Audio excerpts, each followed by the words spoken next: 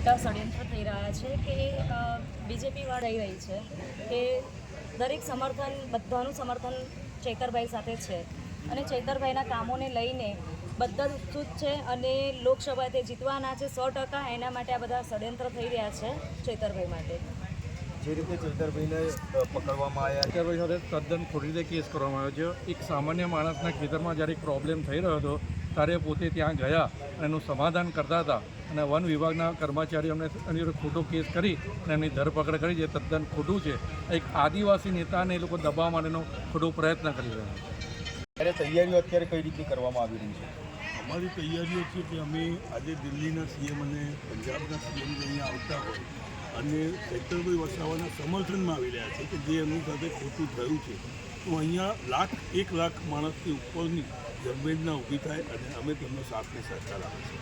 અનુભવી લાગી રહ્યા છે. જે રીતે ચૈતરભાઈને પકડવામાં આવ્યા છે તેમ સરકાર જે તાનાશાહી ચલાવે છે અને ચૈતર વસાવા જે આ વિસ્તારની અંદર આદિવાસીઓના મુખ્ય નેતા છે અને આદિવાસીઓ માટે અમે ખૂબ કામ કર્યું છે. એમને ખોટા કેસમાં ફસાવવામાં આવે છે અને હું તો એમ કહું છું કે જો આજે એમને કહેવામાં આવે છે કે એમણે લોકોને ઉશ્કેરણી કરી કે એવું પણ કહેવામાં આવે છે કે બંદૂક કાઢી હતી.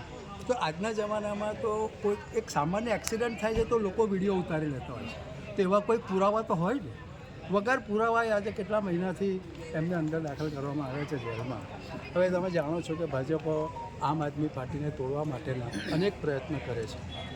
તમે સંજયસિંહ ચૈતરભાઈએ કર્યા હતા કે તેમનો ભાજપ દ્વારા કોન્ટેક્ટ કરવામાં આવ્યો હતો ભાજપમાં જોડાવા માટે, એવા કોઈ આક્ષેપ ચૈતરભાઈ દ્વારા?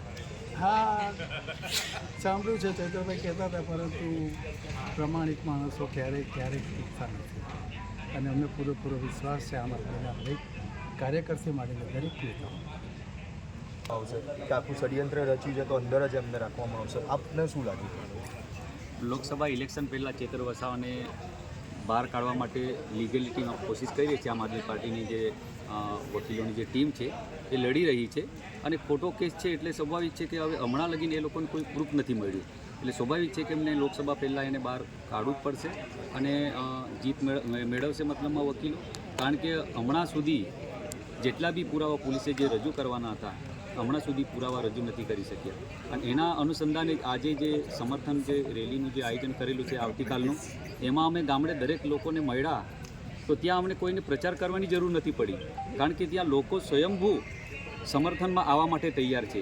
એટલે એનું જો રિઝલ્ટ છે તે આવતીકાલે બધાને અહીંયા જોવા મળશે. ચોક્કસથી કહી શકાય કે